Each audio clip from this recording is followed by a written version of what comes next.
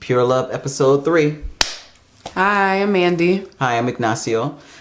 Pure Love is a online talk show between myself and my daughter, talking about sustaining healthy relationships, communication, talking about sex and sexuality, and also a way to really discuss combating child sexual abuse and any sexual abuse. We've asked folks in our other episodes to send in questions, and we're going to actually tackle 2 today. Because I think they're very much connected. The first question is from Sujata, and she asked, when was the first time I disclosed to my daughter that I was a child sexual abuse survivor? And then the second question is from Jamie, and she wants to know when I began the process of talking to my child about sex, sexuality, body, consent, boundaries, all those things. So those things are not separate for me because they influence one another. So I think I'll probably start before I answer some of the questions. Do you happen to remember when I told you that I was a survivor of child sexual abuse? I don't remember like the specific age or time, but I just know like whenever that person would come around, you wouldn't be there. Mm-hmm. And at first I was just like, I didn't get it. And then there was one time when they were like, oh, just tell your mother whatever happened, it was in the past. And I was like, what does that mean? So like at first I didn't really know, but then I like something was like, it has to be something pretty bad for you guys to not be communicating. Mm-hmm. But I know that I was still, I'm not like young, but it was like elementary school young, right? Probably around like 8 to 11 or so. I remember around that age being like notified of the exact reason why, you were not speaking to this person. Right. But yeah, I remember just like noticing the shift and then finding out later. Yeah. I think I remember that being like kind of the specific thing because for a long time I didn't know how to bring that up, and it was a conflict with giving you information not about the abuse, but because it was a familial thing, giving you information about this person that might become a conflict in the family. So I wasn't sure about it, but as time went on, I felt like I needed to talk to you about it because it really was connected to how I was talking to you about sex. So yeah, I think that was the first time. And I know that, do you remember when you went to see my show? Yes, I do. So I did a show many years ago, and I traveled with it for about 4 years, called Lágrimas de Cocodrilo, Crocodile Tears. And it was a show about my experience as being a survivor. And it was really basically it was therapy for me. I created that show because it helped make me sane and to just think about everything that happened and all the connections around it. And I was really afraid to put this out into the world. And I asked my daughter to come and see it one night. And what was your reaction to it? I thought it was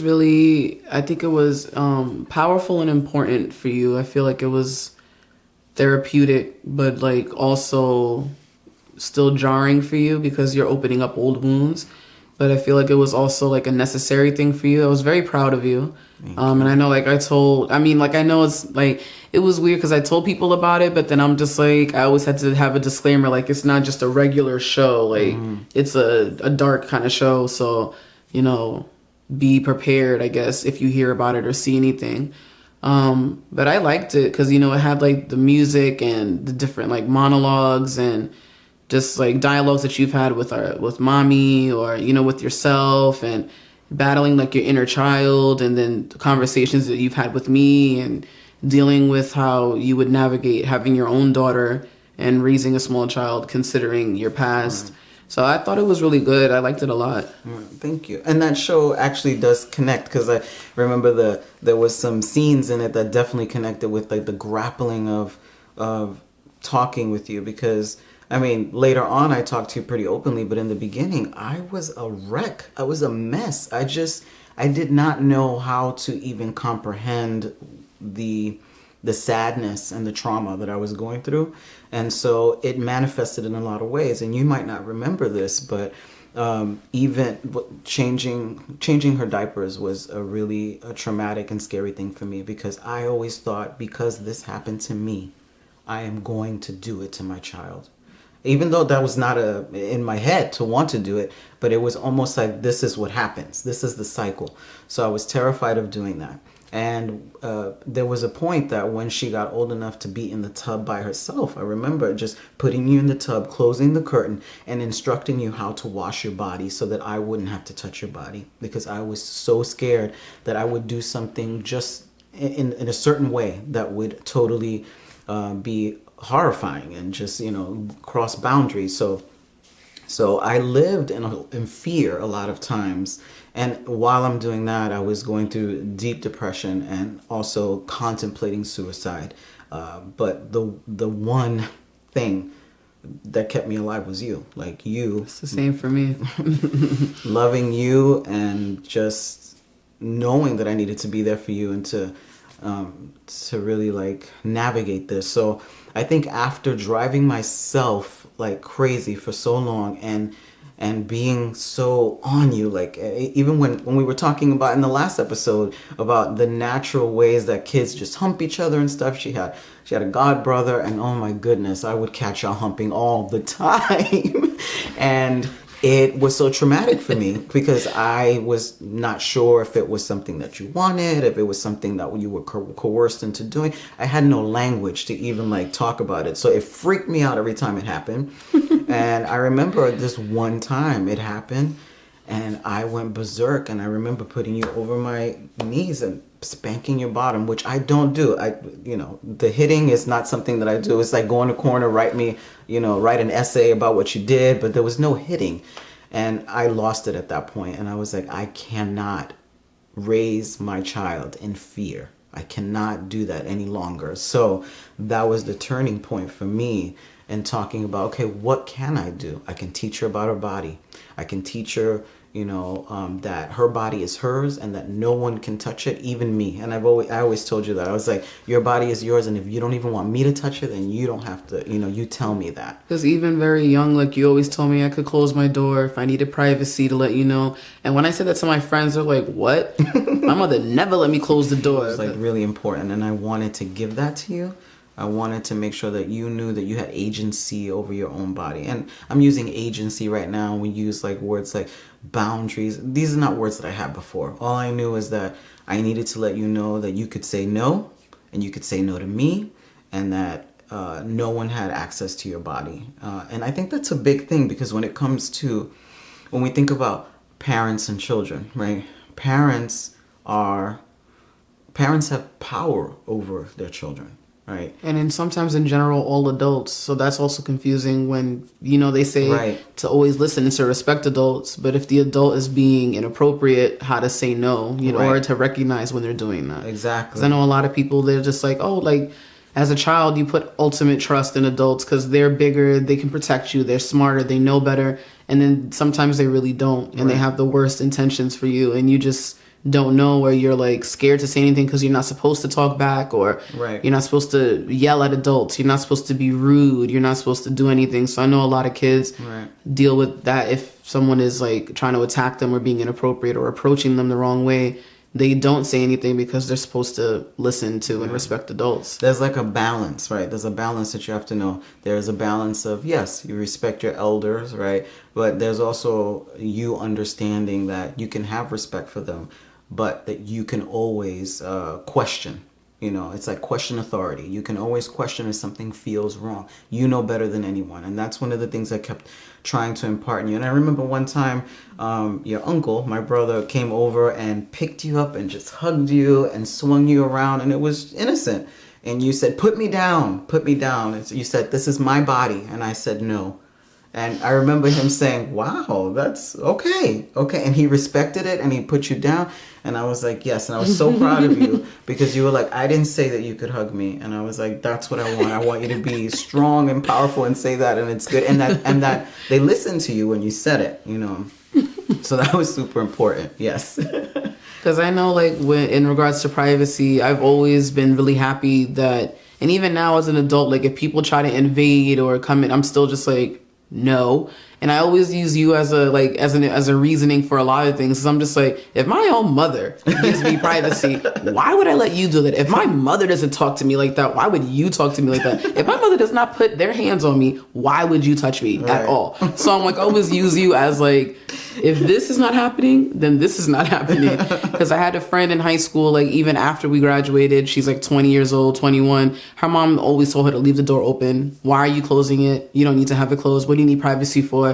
I'm not trying to look at you. Ain't nobody worried about you. Like all types of stuff, just kind of like bringing her down about her right to privacy. Mm-hmm. And I really always felt bad about that because I'm like, it's not like we're doing anything or, you know, something to be ashamed of, but it's just like, people should have the right to be like, I don't feel like being exposed or I don't want you to see me. And people should just be okay with that. Right. And it made me feel really bad that as an adult, like who's in college, who has a full-time job, who's doing all these things, she can't even have that much privacy to close her own bedroom door when changing after the shower. Mm. So I'm like, for me, that would be a really big no-no for me because I really enjoy my privacy.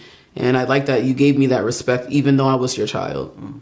I think, too, that it's also when I keep going back to like the role of power, right? Because we talk about the role of power in any kind of sexual assault, right? That it is about power and control. But I also want to look at another form of power, and it is the power that parents have over their children. And of course, there is to some degree, of course, we need to have that because we're older, we take care of you and all of that stuff. But I think that it still needs to be examined in terms of like what information we give you, right? Because if they deem this information not good to give you, right? Let's talk about like sex, right? There's a lot of people that don't believe that we should be talking to children about sex or very limited conversations about it. And I think, the platform of my project is basically that talking openly and honestly about sex with your kids is something that is super beneficial. Super beneficial in terms of like, knowing your body, knowing what to ask for, how to say no, how to, suggest certain things, everything that comes. Like I know a lot of people whose paths could have been way different if they had these conversations early, or at least given tools or outlets. If your mom or your dad or your guardian wasn't comfortable doing it, at least directing you to someone else who could. So I'm like, I know there was a lot of things like for you to like, if I can't help you, I have all these friends, I have this person. So there was always outlets for me. So I was never without information or without comfort or some type of love from somebody. So I like that whole, it takes a village to raise a child thing is really true. Like, you need a whole bunch of outlets. That. Yeah, and I remember, you're right. I remember telling my close friends that you considered aunts and uncles, and I gave them permission. I said, if my daughter ever came to you to ask you anything, and you know how I raise her, I trust you enough to answer her, to help her, and you do not have to disclose that to me. Because you go to them. You went to them for a reason, right? And I want to know that you're getting the best possible responses. And if these are my chosen family and my friends, I know that they're going to give that to you. So we had conversations about that, and it was about a village. And I know sometimes parents don't talk to their kids because it's fear. It's not that they're bad or they're trying to have this authoritarian thing. It's fear. Sometimes we feel like if we give too much information, they're going to run out and do it. Or they might not know themselves. Right. Or their minds are too young to understand what these things are. But we live in a different world right now. And it is all around us. There's TV, internet, everything all around us. And, young people are being exposed to these things. So why not have conversations about these things? If they're going to see it anyway, you might as well give them the right information to begin with so they don't make certain mistakes. And I know that you used to get mad at me when you were younger because I had every opportunity I had to talk about sex or sexuality or sexism or racism, anything that really combine, because it's not just a conversation about sex, of course, right? Because this is my child who is a mixed race, black, Boricua, young lady in the world, living in white supremacy and racism all around, classism. So these conversations have to have an intersectional lens. And every time we went to watch a movie, and I don't care what it was, we would sit afterwards and talk about what it meant. And I remember, I think I hit the last straw with you when we were talking about, what was it? Dr. Dolittle. Yes. Oh my God. As soon as you said that, I knew exactly what you're talking about. That whole scene with the hamster, like he saw that the guy in the fur coat and like raped him. Right. And I so remember that this is conversation. Dr. Dolittle, and they made a joke. It was like a joke about rape.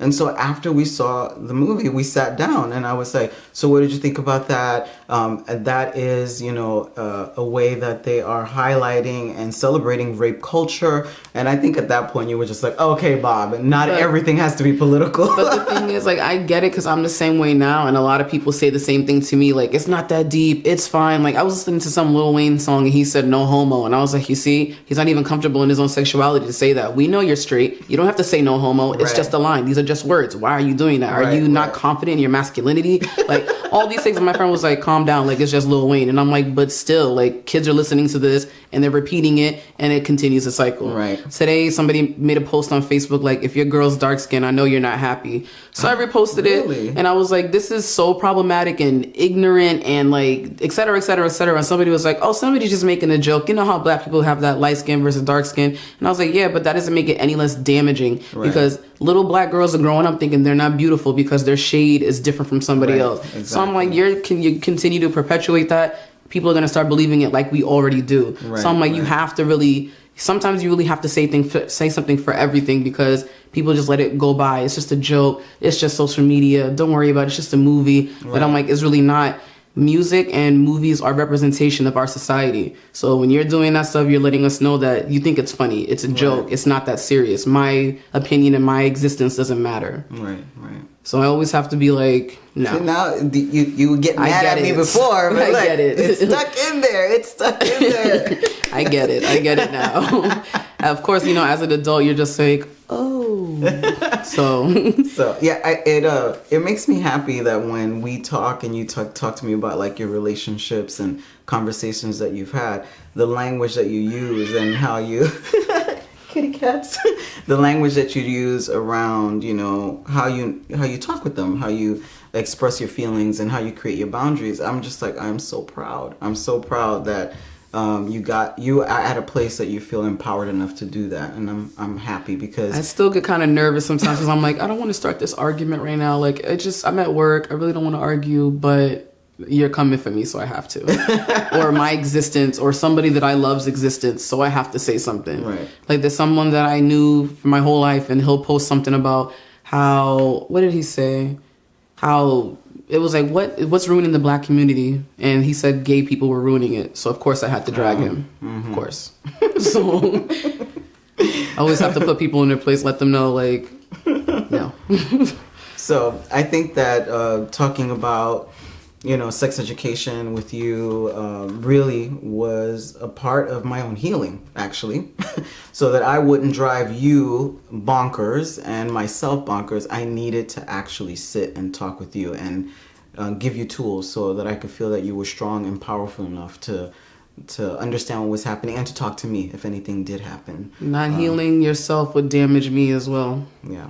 So that I hope that answered both of your questions, and we look forward to more questions. So please go to purelovetalks.com and check out the Heal Project at heal2end.com, and we look forward to having more conversations with you. Go on our YouTube page, subscribe, like, share, comment, all that stuff. We appreciate it and love it. Bye. Bye.